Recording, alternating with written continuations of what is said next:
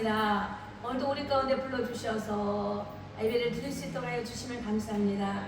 우리가 소리를 낼 수가 있어 찬양을 합니다. 눈이 있어 볼 수가 있어 하나님 말씀을 보고 또 찬양을 드립니다. 그와 더불어 우리의 신앙 고백도 함께 드려집니다. 오늘도 하나님 예배 가운데 저희들이 왔사오니 아버지여 우리 가운데 마음과 생각과 영을 이루어서 하나님 받아 연락하여 주시옵시고 우리가 드리진 이 참 예배 속에서 주님 들리시는 그 말씀 가운데 믿음으로 반응케 해주시고 성령으로 나타나심을 따라 성령으로 이야기하시고 성령으로 나갈 수 있게 하시고 성령으로 인격 가운데 들어갈 수 있는 복된 오늘의 참 예배가 되게 하여 주십시오. 감사함을 드리며 살아계신 예수님 이름으로 기도합니다. 아멘. 7월 우리 16일 예배를 드리도록 하겠습니다. 찬송을 드리십니다. 196장 날 구원하신 예수를 날 구원하신 예수를 똑똑하게 한번 해보세요.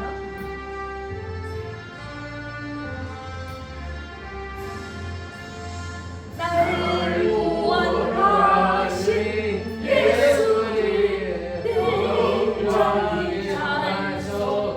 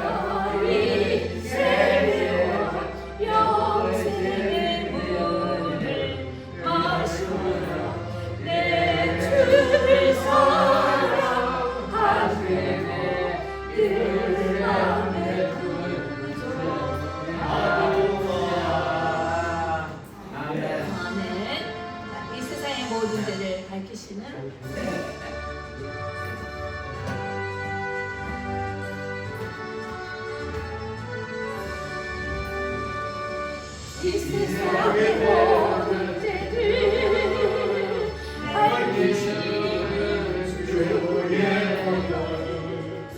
성도 예수 이름이 찬송하고 찬송하세 주님 앞에 걸어가 길을 고백해 나의 길 따라오사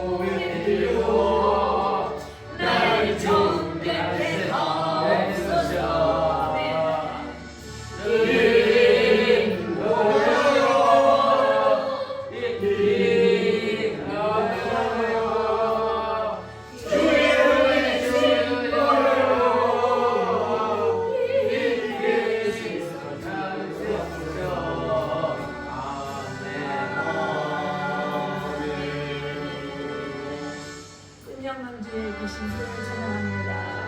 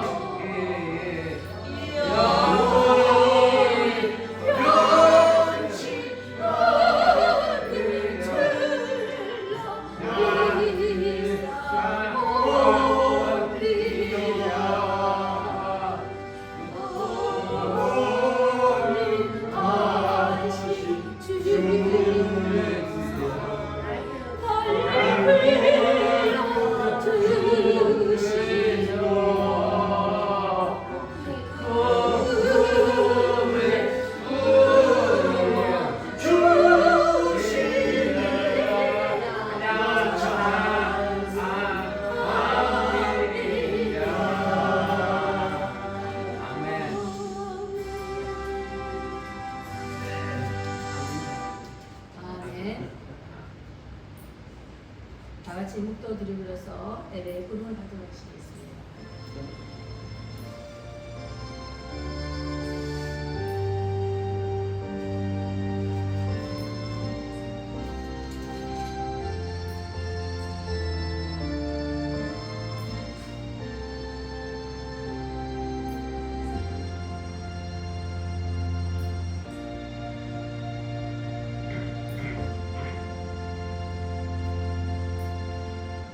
하나님이 처음부터 너희를 택하사 성령의 거룩하심과 진리를 믿음으로 구원을 얻게 하심이니 이를 위하여 우리 복음으로 너희를 부르사 우리 주 예수 그리스도의 영광을 얻게 하려 하심이니. 아멘. 할렐루야. 감사함을 드립니다. 자, 우리 다 같이 손을 들고 따라서 합니다. 예수는 그리스도시요. 예수는 그리스도시요. 그리스도는 하나님의 영이시다. 예수는 그리스도시요. 그리스도는 하나님의 영이시다. 아멘. 예수의 이름으로 선포합니다. 자, 우리는 히브리서를 지금 계속 말씀 가운데 말씀을 서로 참고해 보면서 예배를 드리고 있습니다. 그런가 하면 우리의 믿음에 참된 선포와 기도와 또 선언을 함께 하고 나아가고 있습니다. 오늘은 히브리서 2장을 하도록 하겠는데, 먼저 저번 주에 히브리 1장이 너무 중요한 것이 많았어요. 거기서 부족한 부분을 또 보충하면서 또 마저 이어나가도록 하겠습니다. 자, 우리가 이제 예수를 외쳤습니다. 1장 2절을 봤을 때에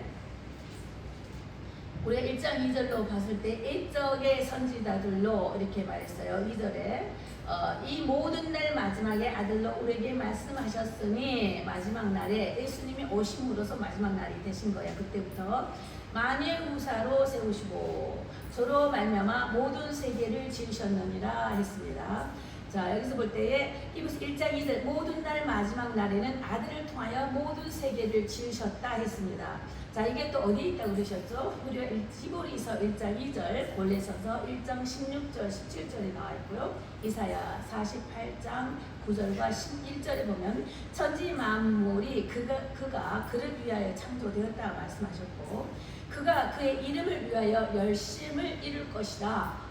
어떤 열심을요? 구원하기 위하여서 열심으로 이루시는 그 일을 향하여서 구약의 말씀에 예언됐던 것도 신약에 나와서 증언된 말씀 다시 이렇게 일러주시는 말씀이 있습니다. 자, 히브리서 썼을 때 그 당시의 문제점은 천사 숭배 사상이 강했다고 했습니다.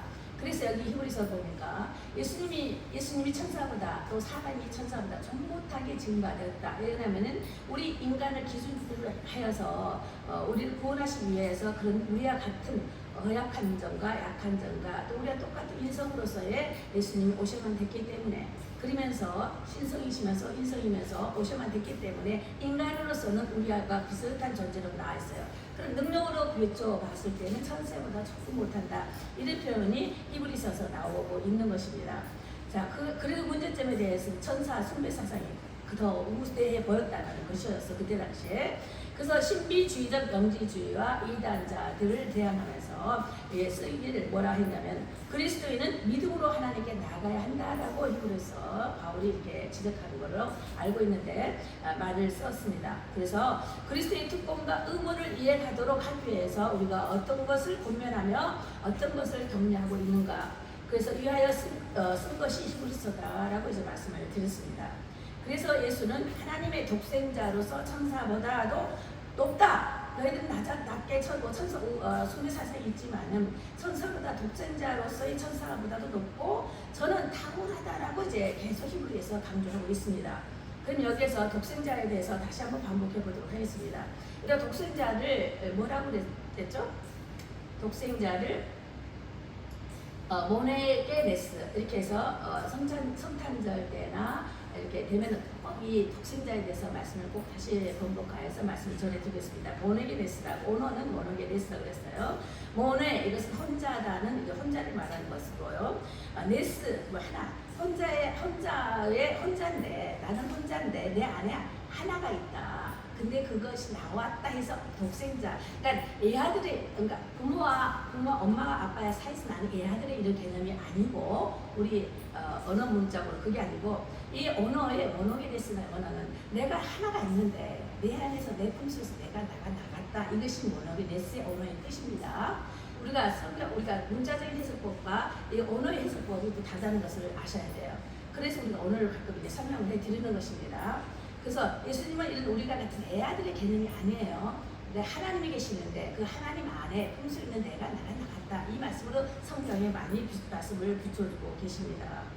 그래서 태초에 천지 창조 이전에 말씀이 계셨으니 이 말씀이 하나님이시다 그랬죠. 그러면 요한복음 1장 1절에 태초에 말씀이 계셨으니, 이 태초는 천지 이전의 카이로스를 말하는 거예요. 천지 창조, 피조물이 생기기 이전의 세계, 카이로스 세계를 천지 창조를 요한복음 1장 1절에서 말씀하신 거예요. 이 천지가 있기 전에 말씀이 있었다. 말씀이 계셨는데 이 말씀이 하나님이시야. 말씀하면서 14절에요. 복음 14절에는 말씀이 육신이 돼서 왔어. 천지가 있기 전에 말씀이 있었는데 천지를 그가 그를 위하여 지으신 바 됐어요. 근데 말씀이 누구시요? 예수님으로서 우리 가운데 계셔서 오셨는데 그 영광을 보니 독생자의 영광이다. 내가 내 품에서 나간 나를 본다. 이 말인 거예요. 그래서 그는 은혜와 진리가 충만하더라라고 요한복음에서 증거하고 계신 것입니다. 그러면 여기서 하나님과 함께 계시는 것이다. 그때 우리가 요한복음에 말씀하시죠. 하나님이 함께 하신다. 이 말을 뭐라고 그랬죠? 임마누엘 이렇게도 말씀하셨어요. 임마누엘, 하나님 함께 계시다. 함께 천사가 왔습니다. 임마누엘, 하나님, 임마누엘 예수 그리스도, 임마누엘 예수 그리스도 때 임마누엘이라고 해서 함께 하시는 하나님이시다. 하나님이 함께 하시는 임마누엘 하나님이 예수님이시다. 이걸 말씀을 천사들도 증거를 해주고 있어요. 히브리서 1장 2절로 보니까 저로 인하여 모든 세계를 지으셨느니라. 우리가 지금 히브리서를 보잖아요. 계속 증거를 해주고 계세요. 저로 인하여 모든 세계를 지셨다. 누가요? 예수님께서 저로 인하여 모든 세계를 저가 저를 위하여 모든 세계를 지었다 그랬어요. 이는 하나님의 영광의 강체시요 그의 그 본체의 형상이다. 그 하나님의 본체의 형상이다 이 말씀이죠. 그리고 그 능력의 말씀으로 만물을 붙드셨다 그러셨어요. 죄를 사하시고 정결케 하신 일을 하셨다. 그게 뭐예요? 저가 저를 위하여 이 세상을 지은 바 되었는데 그 예수님께서는 그 하나님께서는 그리 하셨다 이 말이에요. 그리고 우편에 앉으셨다 했을 때 그 우편이라는 개념이 유형, 정비, 능력 이걸 우편이라고 말씀을 드렸습니다. 그래서 옛날에 신화의 백화에 보면은 이게 저울과 칼들이 있는 걸 봐요. 우리 고대 신화의 백화를 보면은 이렇게 저울이 있죠. 막 이렇게 저울이 있고 그다음에 칼이 있고 이것은 뭘 의미하냐면 마지막 최후의 심판을 상징하는 그런 것들이 있는 것입니다. 그래서 이제 그런 것들도 잠깐 알려드릴 것이고, 자 히브리서 아까 봤던 것과 같이 1장 1절 3절 골에서 읽는 것과 읽어드린 것 같이 예수는 하나님의 본체 형상이시요 똑같으신 분이시요 그랬어요. 예수는 존재 그 자체, 하나님의 존재요 그 실체이시다라고 말씀을 해주셨다고 그랬어요. 즉 하나님과 동등한 것을 증명하는 것이고, 인간이 하나님을 보고 싶었기 때문에 인간이 참 하나님을 보고 싶어서 다른 마음대로 막 이게 지었어요.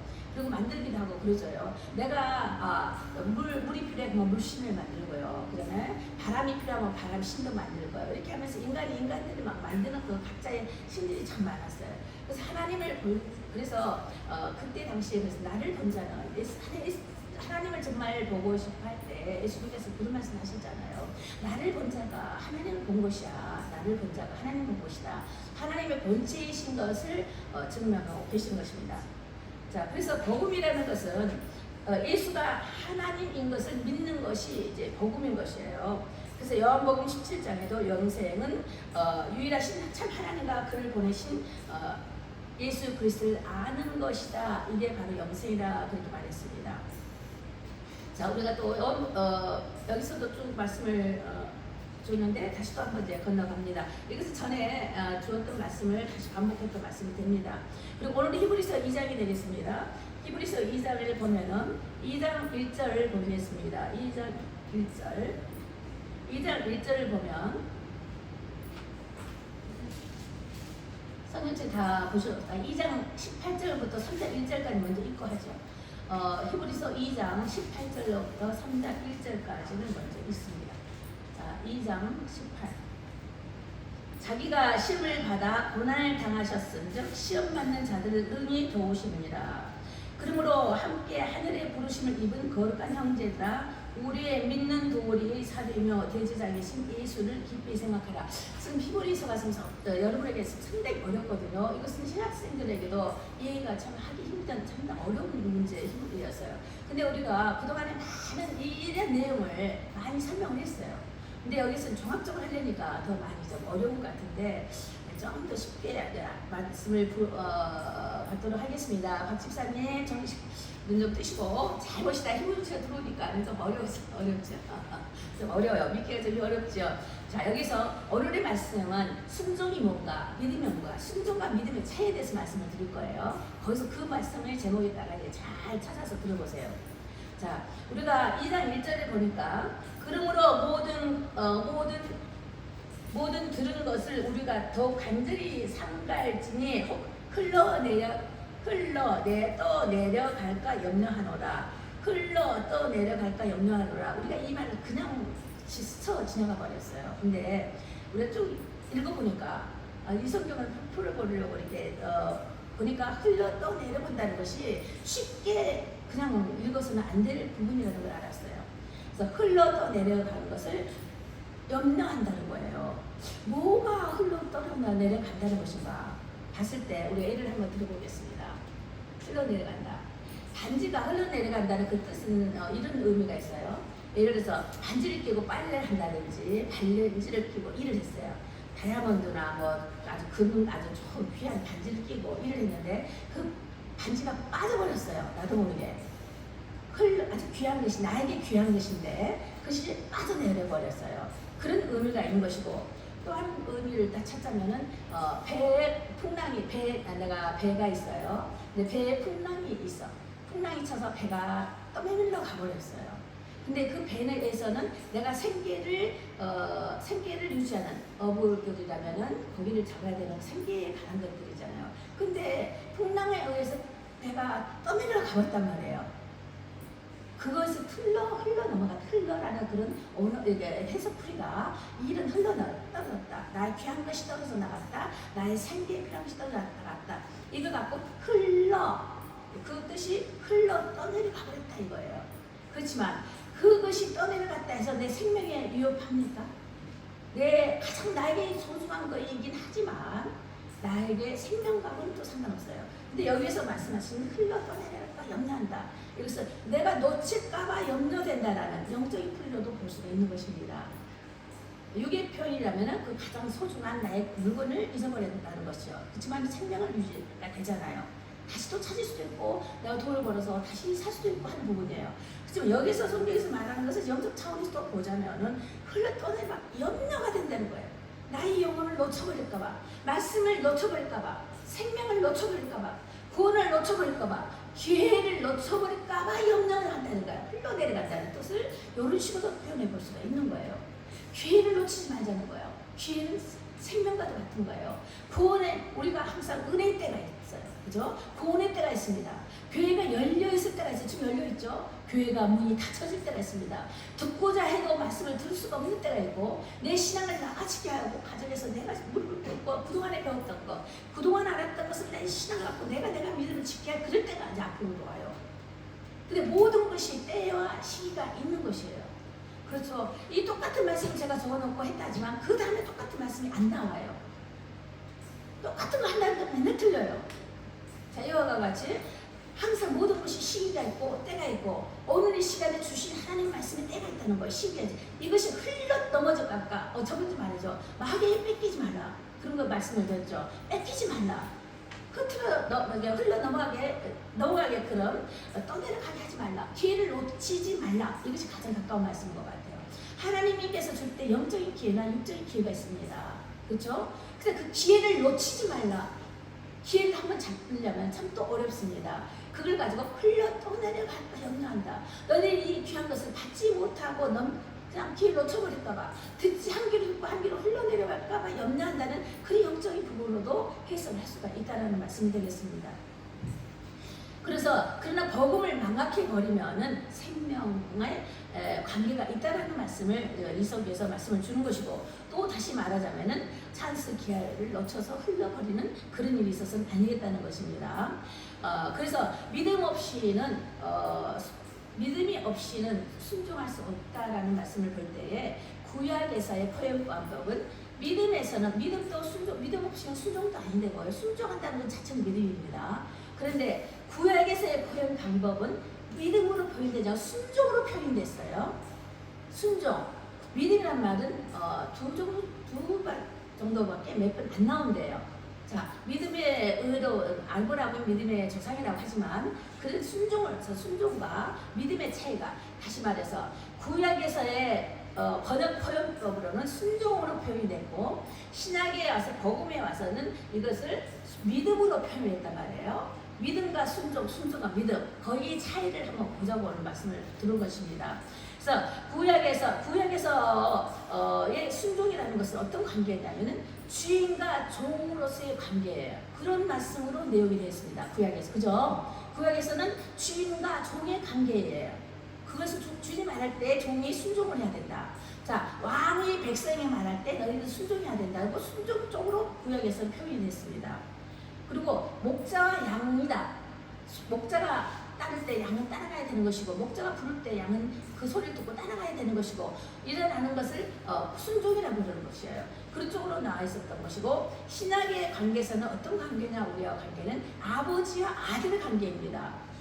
그래서 지금은 종의 관계가 아니고 그때 말씀드렸죠. 구약에서는 종의 관계예요. 선사들로부터 내려온 그 복음은 하나님과 우리의 종의 관계였어요. 자, 그러면 예를 들어서 구약은 엄한 말씀이고 무서웠어요. 공포스러워서 막 두렵고 막 떨려서 막 구역을 믿지를 못하겠더라고요. 무서워서.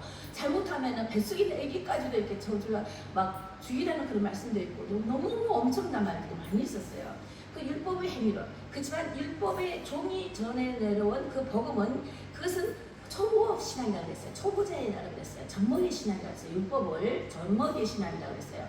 그런 행위로 인한 잘못된 법은 고침을 받고 용서함을 받을 수가 있어요. 그렇지만 복음에 있어서는 아들의 복음은요, 아들이 예수를 믿지 않으면 용서가 없는 거예요. 그것은 성숙된 관계죠. 그것은 하나님과 아들과의 관계된 것이라 말씀을 드리는 것이에요. 다시 두 번째는 하나님이 원하시는 우리 믿음의 자세에서 볼 때에 구약에서의 믿음은 순종이라는 단어로 쓰여졌다 그랬어요. 그럼 종이 주인의 말을 따를 때, 지시를 따를 때, 행동을 따를 때를 순종이라 했다 그랬어요.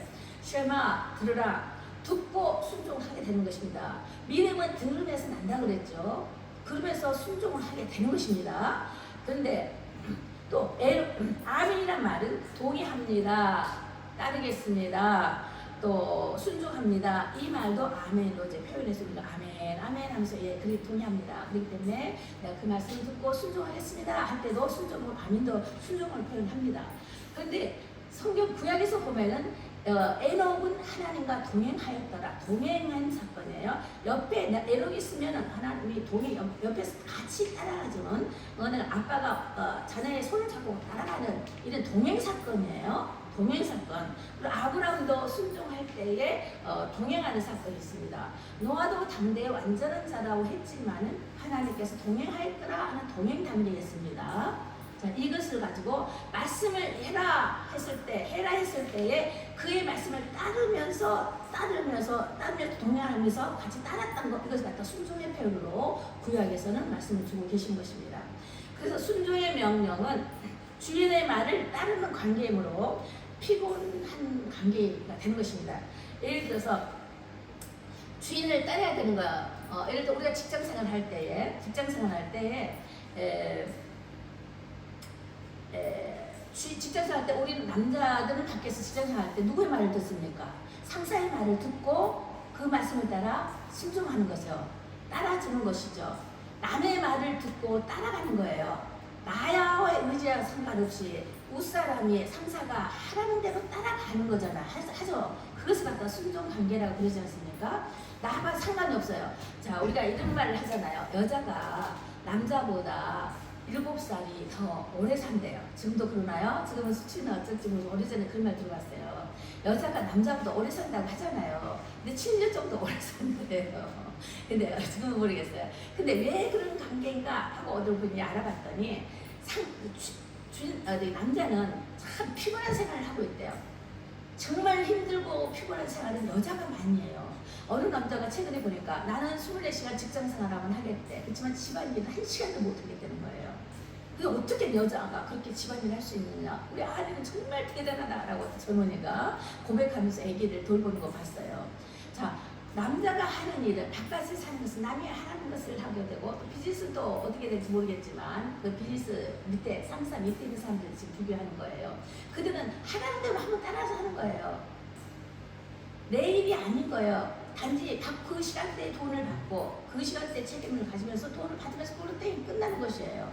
근데 여자는 더 큰 힘든 일을 하면서도 힘들어하지 않고 종일 하고 또 하고 또 반복된 일을 하면서 힘들지 않는다는 것은 이 여자는 자기 일을 한다는 거예요. 자, 좀 이해가 됩니까? 내가 남의 일을 하고 또 직장 싫으면 그만두고 딴 데로 가버리지 하면서 그 시키는 그것만 하는 거예요. 시키는 그 이하도 하는 거 하라는 것만 하는 거예요. 하지만 아내는 시키지 않아도 자동적으로 자기가 하는 일을 하는 거예요. 왜? 내 남편을 사랑해서, 내 가정을 사랑해서, 또 자기 책임과 의무량이 있기 때문에 더욱더 남자보다 힘들지만은 더 자원하는 심령으로 사랑하는 마음으로 가정을 지키고 일을 한다는 거예요. 자, 여기에서 순종과 복음의 차이가 또 나옵니다. 순종과 믿음의 차이가 또 여기서 나옵니다. 자, 그런 것 같이 순종은 대가가 있는 것에 결실이 와요. 그래서 우리가 직장생활에서 남자분들이 일을 할 때에 일한 것만큼 월급을 받잖아요. 결실 받는 거예요. 와이프는요, 남편이 줍니까? 돈 줘요? 돈 받아서 다 주나요? 특별한 뭐 금액이라는 거가 조건이 없어요. 저도 남편이 돈을 못 벌어서 못 주면 없는 대로 주는 대로 살림하면서 가정을 이끌어 나가는 거예요. 자원해서 내 자원하는 마음으로 사랑하는 마음으로 한다 이 말이죠. 점점 가까이 갑니다. 그러나 믿음은 완전한 헌신이다 이거예요. 믿음은 완전한 헌신을 하는 걸 말하는 것이고, 순종은 대가가 치러지는 것입니다. 곧 희생이에요. 희생은 대가가 치러지는 거예요. 시간만큼의 내가 그 시간 내가 주는 거니까 희생적인 시간이죠. 그렇지만 그것은 그 시키는 것에 따라 순종했을 때의 대가가 치러진 것이고, 믿음이라는 것은 의무화, 나의 의무화, 나의 어떤 당연한 도리, 그것이 가정에서 치워지는 건데, 이것은 이것은 사랑 관계라는 것이죠. 이 사랑 관계, 자 이제 조금씩 들어갑니다. 그러니까 율법과 복음은 또 무엇인가, 순종과 믿음은 무엇인가, 그거에 포커스를 맞춰서 좀 말씀을 들어보세요. 그럼 율법은 천사가 전해주신 복음이라고 했어요. 자 그러면 순종은 율법에서는 순종에 따르는 말씀으로 표현됐어요. 율법을 지켜라, 따르라, 들으라, 그래서 이해하면서 할 때 그 순종에 따르는 대가가 치러지는 것입니다. 복음은요 믿음인데 성숙한 믿음입니다. 지금 내가 와이프, 부인과 남편의 관계, 희생과 헌신의 관계를 말하는 것처럼, 대가를 치르자, 헌신은 다 드리는 거예요. 대가를 치르지 않아요. 거기는 사랑이 기도를 했어요. 최고의 법은 사랑이 기도를 했어요. 희생은 어느 시간까지만, 이때까지만, 요거까지만, 내 시간 요거만 여기다 너가 쓸 거야 하면서 그의 대가를 치러받는 것입니다. 이것이 복음과 또 순종과 믿음의 차이가 다르다는 거예요. 좀 더 성령께서 이 말씀을 따라 읽어주시고 가르쳐주셔야만 해석이 될 것 같습니다. 이것은 정말 신학생도 어렵게 들을 수 있는 말이에요. 또 신학생도 잘못 들어볼 수 있는 말이 될 수 있겠는데, 자 그래서 복음의 이 믿음이라는 것은 성숙한 믿음을 말하는 거예요. 이것은 무엇이든지 구하라, 능치 못함이 없을 것이다 라는 그 복음의 말씀이 믿음에서 나오는 건데, 다시 한번 말씀드립니다. 믿음은 하나님이 기뻐하시는 산 제사인 것입니다. 믿음은. 자, 아까 전에는 순종에 대해서 말씀을 드렸어요. 그런데 믿음은 하나님이 기뻐하시는 산 제물이다 그랬어요. 보이지 않지만은 하나님이 기뻐하시는 산 제물인데, 신령과 진정으로 성령과 진리로서 나오는 믿음의 행위 때문에 믿음이 되어야 참된 신앙입니다. 이렇게 말씀하시는 거예요. 믿음이 없이는 하나님이 기뻐하실 수가 없다는 거예요. 행위만 갖고 널 기뻐하는 것이 아니라 믿음을 따라 기뻐하신다고 그러는 거예요. 믿음을 따라 드릴 때에 산 제물로서 하나님께서 받으시는 것이 있습니다. 우리가 에서와 아벨의 제사도 그랬어요. 그렇죠? 믿음이라는 것은요, 전부를 드리는 거예요. 전부를. 마음과 뜻과 정성과 목숨까지 아끼지 않고 전부를 드리는 것이에요. 그것이 바로 헌신과 연관되는 것이면서, 그것은 곧 사랑인 것이고, 그것이 곧 믿음인 것이에요. 그런 것을 하나님께서 기뻐하신다 이거예요. 근데 어떻게 하냐? 믿음은 자원하는 심령으로 드려지는 것이 믿음이에요. 이것은 성숙된 인격자예요. 성숙된 신앙인이라는 거예요. 그렇게 말씀을 드리는 것입니다. 그래서 믿음은 하나님의 말씀대로 자원한 심령을 해가는 것, 그것이 장성된 신앙의 성숙자다라고 이렇게 되어지는 것입니다. 그래서 순종은 하나를 하라했을 때 듣고 하라 할 때 그래 하지요 하고 하는 거 하고, 믿음은 자원하여서 드려진 건데, 이 자원하여서 드려진다는 것은 아까 놓치지 말았죠. 하나의 말씀을 따라 계속 알게 모르게 말씀이 심겨졌어요. 그 말씀에 따라 그렇지, 의무화, 맞아, 당연한 것이야. 자, 우리가 부모님에게 찾아갔을 때 나에게 인사드리려 하면서 나름대로의 용돈을 좀 이렇게 드립니다. 그것은 당연한, 자식이 부모에게 드리는 쓰세요 하고 드릴 수 있는 당연한 조건 아닙니까? 내가 부모에게 돈 줬어, 용돈 줬어 이러니까 이건 아니잖아요. 당연한 거잖아요. 당연한. 이제 성숙되었으면 그렇게 하는 것입니다. 어릴 때에는 가르쳐줘요. 이렇게 해야 된다, 저렇게 해야 된다, 섬겨야 된다, 이렇게 해야 된다 하고 가르쳐주면서 순종하게 했던 것이 바로 율법이라는 것입니다.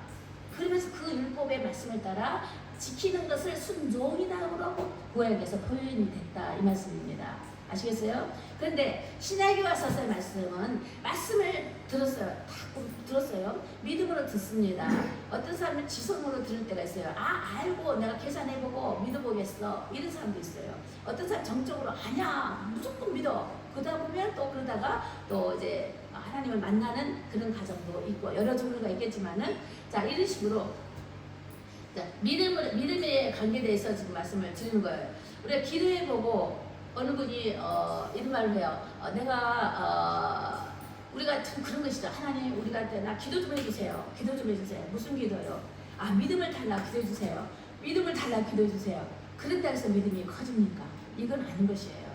자, 하나님 말씀을 듣고 그게 들음으로써 믿음이 쌓이는데 그 말씀을 따라 내가 자동화, 의무화 자원해서 드려지는 그 믿음이야말로 진정한 산 제물이고 그것이 하나님이 기뻐하시는 믿음이다 이거예요. 그게 바로 성숙된 신앙이다 이거예요. 누가 시켜고 지적해서가 아니라 지적해서 하는 것은 순종이다. 율법 지적하지 않고 하나님 말씀이 당연히 그러기 때문에 의무와 당연히 해야지 그렇게 해야지 하면서 자유로 사는 것이 성숙된 자다. 이게 믿음이다. 복음과 율법과 복음의 차이, 순종과 믿음의 차이가 바로 거기에 있다는 것입니다. 그래서 이 율법에 시켜서 했던 것은 이것은 초등학문이다. 그리고 자원에서 했던 것은 고등학문이다. 젖먹이 신앙이다. 어렸을 때는 우리가 젖을 먹여줘. 컸을 때 네가 스스로 먹어. 자원하는 것이다. 이런 표현이 성경적인 표현인 것입니다.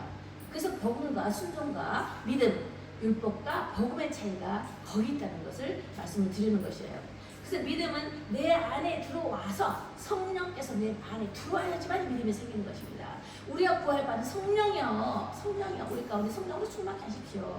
성령이요. 우리가 말씀 들을 때 믿음으로 우리에게 단련시켜 주십시오 하고 우리가 기도해야지. 누가 기도해 준다 해서 애를 해준다 해서 그걸 따라하면은 그것은 율법에 따른 순종이에요. 근데 또 중요한 것이 있어요. 믿음에는요 여러 가지 방법이 있어요. 믿음에는 자유가 있어요. 믿음에는 내가 할 수도 있고 안 할 수도 있어요. 하나님에 따라 말씀을 따라 할 수 있는 것인데 자 좀 보겠습니다. 자 믿음에서의 자유라는 것은 질서를 따라 헌신된 마음으로 사랑하는 자세다 이거예요. 부부의 관계, 부모와 자식 관계처럼 믿음에는 자유가 있다는 것입니다. 또 따라서 따지도 않아요. 또 논쟁하지도 않아요. 믿음에서는요, 믿음의 자유라는 것이요. 그리고 내가 희생되어도 당연히 여겨서 내가 희생이 돼도 당연한 거예요. 내가 좀 손해나도 내가 조금 더 덜 해서도 당연하게 생각하면서 하는 그 모든 법이 사랑의 법 안에서 이루어지는 것이 그게 믿음이에요. 믿음. 최고의 사랑의 법이 사랑이잖아요. 사랑이 이 세상을 이겨요. 그죠? 믿음이 이 세상을 이겨요. 근데 이 사랑의 가져가 나 향하는 그 믿음이야말로 이 세상을 넉넉히 이겨나간다고 말씀을 하셨어요. 그죠? 그래서 사랑 안에서 이 믿음이 있는 건데 여기에는 자유가 있다. 어떤 자유냐? 내가 교만한 그 자유, 우리 시대는 이게 자유가 아닌 거. 질서를 따라 내가 손해보는 게 자유로운 거예요. 내가 조금 덜 쓰는 게, 내가 조금 덜 인정받는 거, 남을 더 위해주는 거, 이런 자유함이 있다는 거야. 우리에게는. 그리고 세상을 판단할 수가 있어요. 이 믿은 자의 이것은 에베소서 우리가 전에 공부할 때 말씀 볼 때 그랬잖아요. 에베소서 너희들이 세상을 판단한다 그랬어요. 악한 것을 판단하다. 어둠의 판단한 것이 에베소서 몇 장이 나오죠? 너희들이 판단할 수가 있다 이거예요. 악한 것을 판단할 수가 있다. 자 그런 것처럼 믿음 있는 자는 그렇게 된다는 것이에요. 그래서 그리고 또 내가 희생되어도 당연히 여겨서 의무하려 여기는 것이고 예배 드리기 전 묵상 드리는 그 자세를 갖는 것도 아까 우리 예배 드릴 때 할렐루야 서로 막 화친했어요. 그리고 화답했어요. 그리고 서로 인사했어요. 참 아름다운 모습이죠. 이 교회 오자마자 서로 인사한다는 것이 할렐루야 하고 기뻐하면서 악수하고 정말 이렇게 인사가 다르잖아요. 세상에서 만났을 때 인사하고 교회 예배드리기 오기 위해서 안서의 그 예배하는 그 자세 그것도 예배드리기 위한 그 마음의 자세거든요. 믿음 없이는 그런 행위가 나오지 않죠. 우리는 모르는 것 같은데 차츰차츰 믿음이 이렇게 성숙되어져 나가고 성장되어져 나가는 증거로 나타나는 그런 행위가 되는 것이에요. 이것은 실행, 믿음의 실행이 나타나는 것이죠. 자, 이렇게 되는 것입니다. 비록 우리가 순종해서 나무를 심었을 때에 그 순종에서 그 나무에서 열매가 나오는 것은 당연한 이치인 것입니다. 순종해서 나무를 심은 나무는 당연히 열매를 맺어야 되는 거예요. 열매를 맺어야 되는 것이죠. 열매 나무는 당연히 열매를 맺어야 되는 거예요. 이것은 순종의 의무가 있는가 하면은 비록 열매가 안 열렸다 할지라도 내가 내 자리에서 그늘로서 열매 없이 그늘이 져서 나뭇잎을 해서 많은 사람들이 쉼이 있게 하는 쉼이 그늘을 주는 그런 나무도 있어요.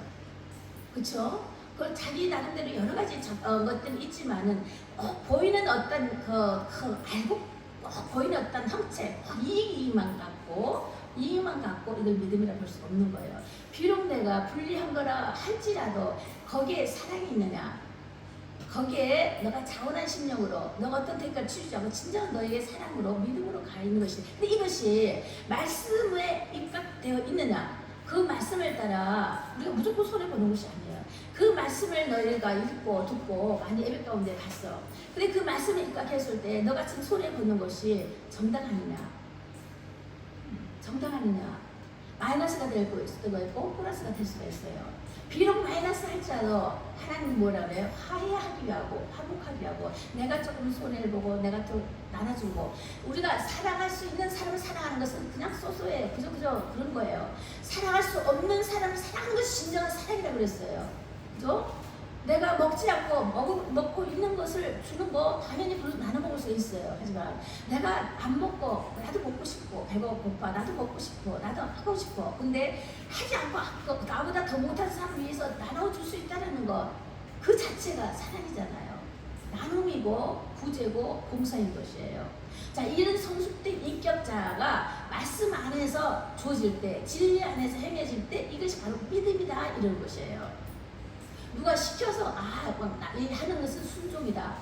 이것도 다 주 안에서 순종과 믿음과 순종이 되어지는 것인데, 성경의 구약에서 말하는 표현법에는 순종의 표현법이고 종으로서의 순종의 표현법이고, 신약에 와서의 표현법은 믿음의 표현법인데, 여기서는 행위가 따르는 것이고 여기서는 믿음이 따르는 것인데, 보이는 행위고 보이지 않는 믿음인 거예요. 근데 이것은 보이는 종의 영을 따랐고, 이것은 구약 신앙은 아들의 영을 따랐어요.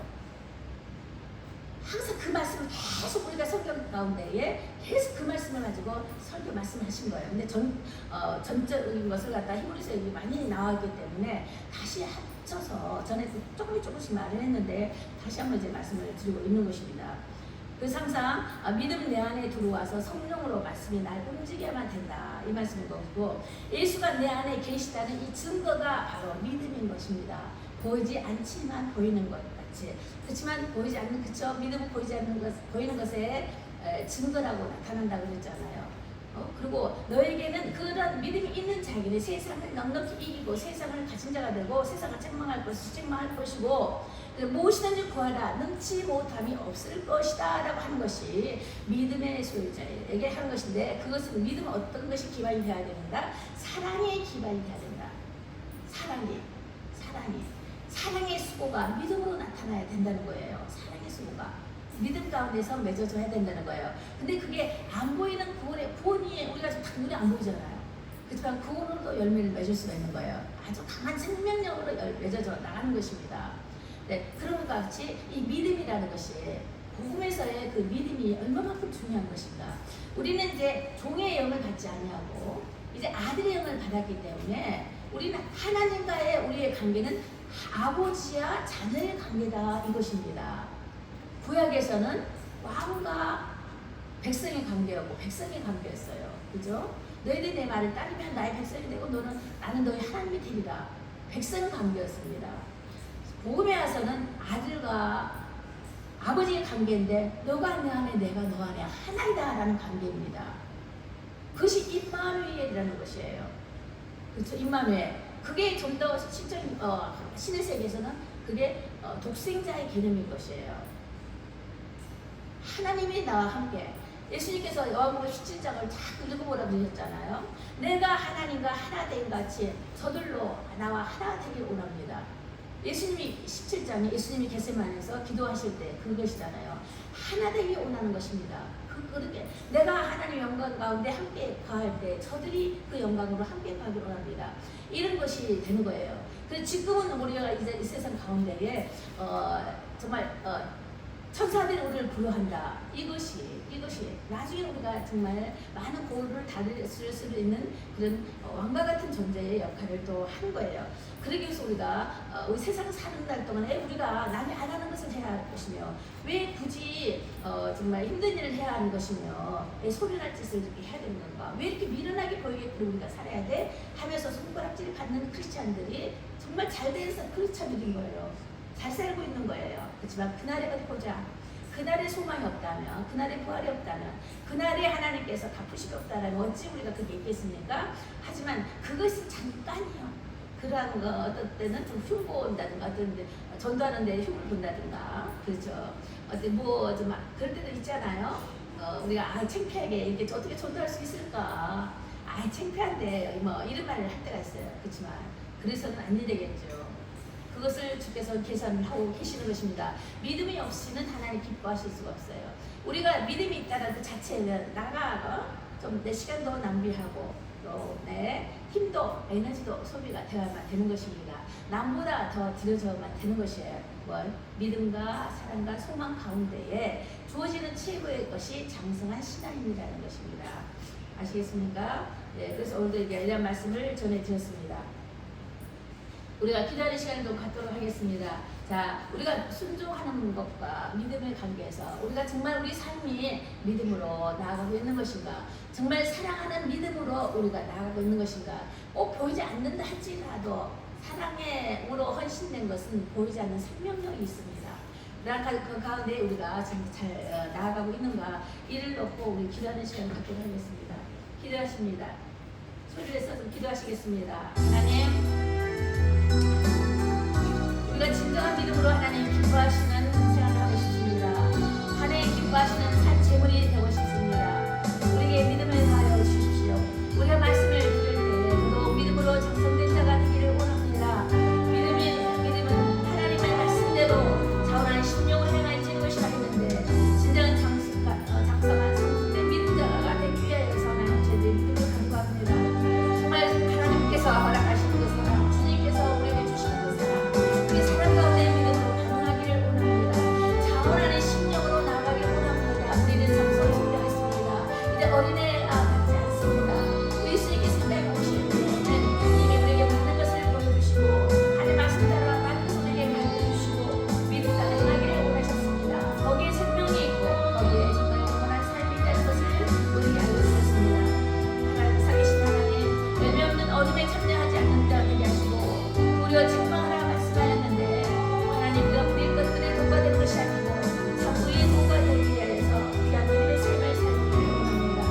아버지 하나님 우리의 부족한 것들을 주님께서 해주시고 우리가 복음 안에 참 믿음으로 나갈 수 있는 것들 저희들 되게 해주시되 저희들뿐만 아니라 우리 믿음의 자녀들 자손들까지 내 이웃의 친지들과 친척들과 친구들까지 이르러서 우리가 만나는 모든 관계들이 주님 안에서 사랑의 손을 매며 믿음으로 나갈 수 있는 저희들 되게 해주시오. 우리가 예수를 믿는 그 믿음이 있음에 피 흘린 죄를 의지하게 해주시면 감사합니다. 우리 예수를 믿는 그 믿음 때문에 우리가 하늘의 소망 가운데 즐거워하고 있음을 감사드립니다. 아버지여 성령으로 이 말씀을 깨달게 해주시고 하나님의 말씀에 나타나심을 따라 늘 순종으로 나온한 심령으로 하나님 많은 죄를 되게 해주십시오. 할렐루야 감사합니다. 주의 사신 우리 예수님 이름으로 기도합니다. 아멘.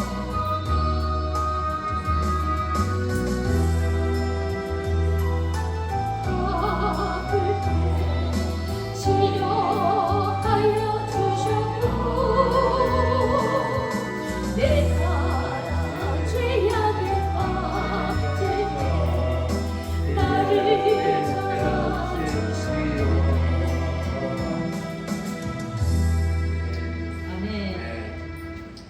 할렐루야 감사합니다. 오늘은 말씀이 좀 길었어요. 그런가 도시 말씀이 계속 들어가 버리면 하나님 중간에 것들이 많이 그래서 사실 두 번 나눠서 할 것인데 어쨌든 이거 다 했다 싶었더니 보니까 중간에 것이 다 캔슬되면서 말씀으로 오늘 다가왔습니다. 오직 우리가 말씀하신 게 뭐냐면 예수는 그리스도시고 그리스도는 하나님이시다 이거예요. 아버지 영이시다 이것입니다.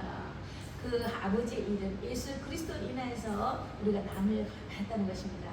그분이 우리에게 믿음을 주시는데 예수를 믿는 믿음이 성령으로 말미암지 않냐고는 우리가 아버지께 나갈 수가 없다는 것입니다. 자, 이런 교회가 되게 하여 주시오. 이런 것도 받으시고 들으시고 우리 찬성 가운데 또 나가겠습니다.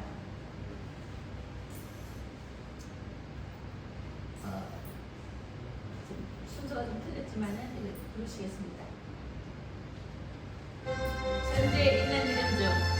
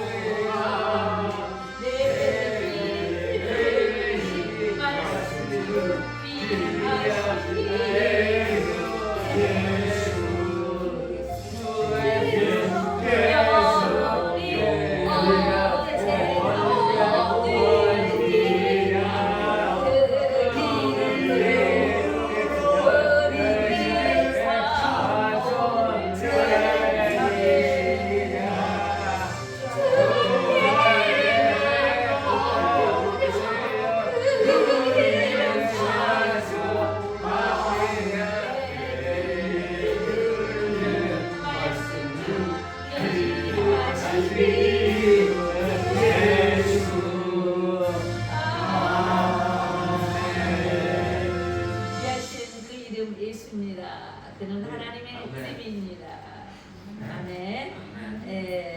우리가 한번 기도드리십니다. 살아계신 하나님 감사합니다. 우리에게 복된 일들과 또 행함에 따라 나타내시니 감사합니다. 우리가 먹고 마심에 아버지 떨어지지 않게 하시고 입술에 침이 마르지 않게 하시고 감사합니다. 이 세상에 아버지 3날 동안에 우리가 행하는 것들 통하여서 하나님 기뻐 영광 받으시는 아버지 산제사 이물이 되기를 원합니다. 진정 우리의 아버지 하나님 드려지는 이 믿음의 찬양의 고백도 주님 기뻐 받아주시고 물질로 드려지는 그 성품도 하나님 기뻐 받아주십시오. 있거나 없음을 주님 바라보신 것이 아니라 우리 마음의 귀한 것을 자원하는 심령을 원하시는 주께서 우리의 모든 것을 연락하여 주신 것을 감사합니다. 늘 성령으로 하나님 나라가 임할 때 증가해 주시고 주의 이름이 나타날 때 영광 받아주시며 하나님의 주임제 가운데 늘 우리가 함께 나아갈 수 있는 복된 제들 되게 해 주심을 믿습니다. 오늘도 주교회 주 회복교를 향하여서 하나님의 말씀을 증거케 하여 주시고 회복하시는 심령을 주셔서 우리 가운데 복각하게 나아가게 하심을 감사합니다. 늘 기쁨과 산소망이 끊어지지 않게 하시고 감사함으로 늘 즐거운 우리들의 생활이 되게 하여 주십시오. 할렐루야. 감사 영광 돌리며 살아계신 우리 주 예수님 이름으로 기도드렸습니다. 아멘. 예, 간구를 드립니다. 다음 주 그리고 다음 주 토요일까지 수지침 토요일에 수지침 강의가 없습니다. 선교 감사님이 선교 나가셨어요. 박 집사님 다음 주 토요일까지 수지침 강의 없어요. 그러니까 오늘 주일이죠. 이번 주 토요일 수지침 강의 없어요. 그 대신 5시에 우리 기도 모임이 있습니다. 요한태 목사님께서 기도 모임이 있어요. 5시에 그 기도 모임에 이제 기도 모임은 있고요. 또 그렇게 하시면 되겠습니다. 그리고 다음 주부터는 이제 수지침 강의가 계속 연속됩니다. 그리고 오늘도 장마철이라 그런지 축축하고 정말 비도 오고 그러는데 참 기쁜 날씨로 얼굴 빠짐없이 다 나오신 거 정말 할렐루야 하나님께 감사드립니다. 아이고 할렐루야. 주님 기쁘고 영광 받으십시오. 정말 어떤 어려움과 환난 중에서도 예수 믿는 믿음 변치 마시길 바랍니다. 예, 영원토록 함께 하시는 주님 꼭 함께 나아가길 바랍니다. 그리고 이 계속 광고를 보시고요. 기도해 주시고요. 그리고 옆에 이런 교회 되게 하여 주십시오. 말씀이 있으면서 행동이 있는 교회, 사랑이 있으면서 순교가 있는 교회, 모임이 있으면서 역사가 있는 교회, 기도가 있으면서 능력 있는 교회, 감사가 있으면서 찬양이 있는 교회, 연약한 자에게 힘이 되어지는 교회, 실패한 자들에게 소망이 되는 교회, 회복이 있는 교회로 부흥하는 교회가 되게 해주십시오 했어요. 그리고 그에 대한 쭉 나머지 글을 읽어보시기 바랍니다. 아멘. 네, 축복성 부르신 다음에 즐길 떡으로 예배를 마치도록 하겠습니다. 주는 평화 막힌 삶에 허셨습니다. 어둠을 물리쳤습니다. 이제 영광을 가르시기 바랍니다.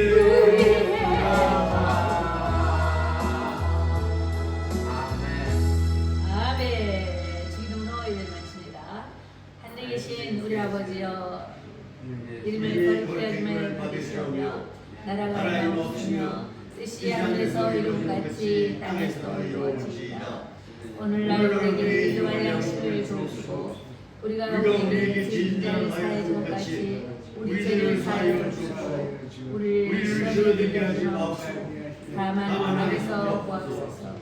나라와 권세와